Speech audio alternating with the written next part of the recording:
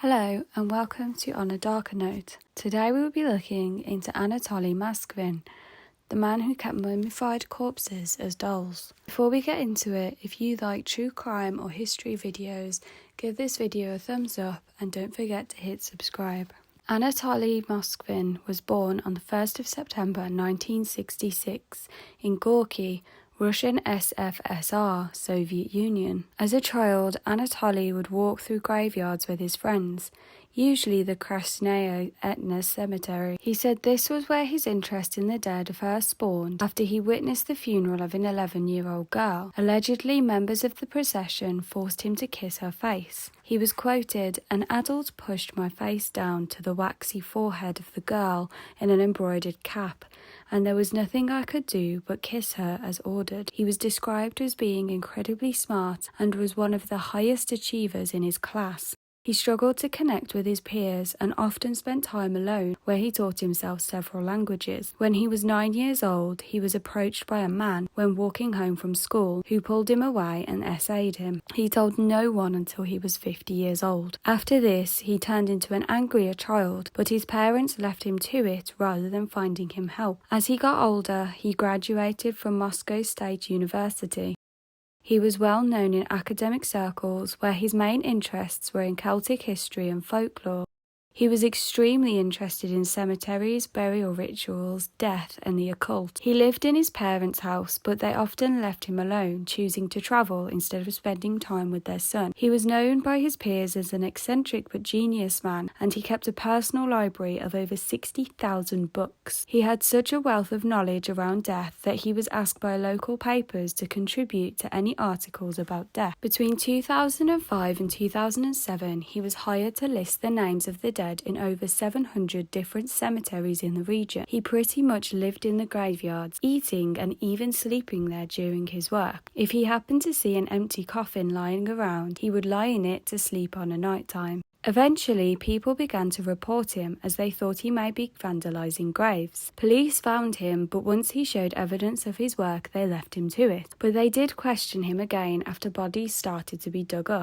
But police didn't believe Anatoly was the culprit due to his accreditations. During this time, he also contributed to Necrologies, a weekly paper that publishes obituaries and stories around death. But eventually, the editor became uncomfortable with Anatoly's articles after he wanted to write about the 11-year-old girl he had kissed as a child. The article read as though he was in love with her and almost felt like they were married. But the editor went no further with his worries and pegged it to Anatoly being a weird loner. However, the editor should have listened to his gut.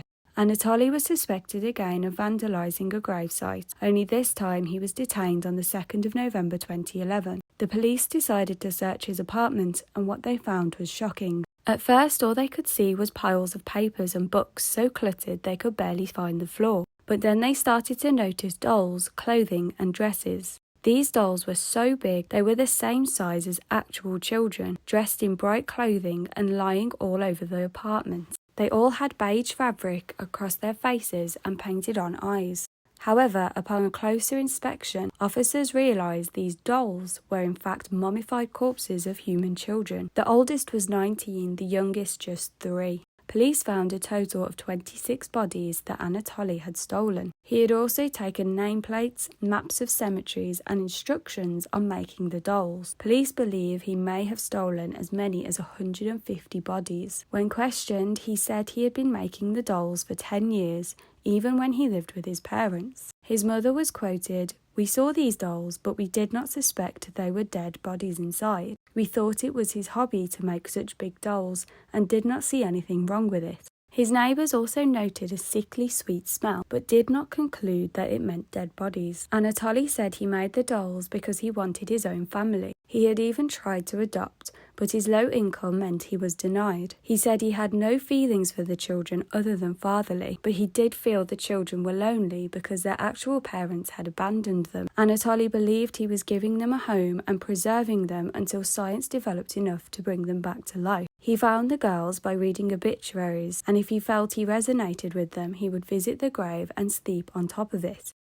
He thought this connected him to their spirit and he would know if he should take them home. He only took children that he believed wanted to go with him. He would then sleep next to the child again and see if they wanted to be preserved. He would use salt and baking soda to mummify them and stuff them with cloths to prop them up. Then he would dress them to make them comfortable. He was charged with desecration of graves and dead bodies, which could give up to 5 years in prison. But in 2012, he was deemed unfit to stand trial and was sent to a psychiatric hospital where he was diagnosed as a paranoid schizophrenic. For the last 11 years, he has been tested yearly and continuously found unfit. In 2021, he wanted to be released to marry in Moscow, as well as write a book and take a job as a language teacher. He was denied, much to the relief of the children's parents. When he was convicted, he had told authorities to rebury the children in shallow graves because he would dig them up again when he was released. He has refused to apologise to the parents of the girls, who still remain traumatised.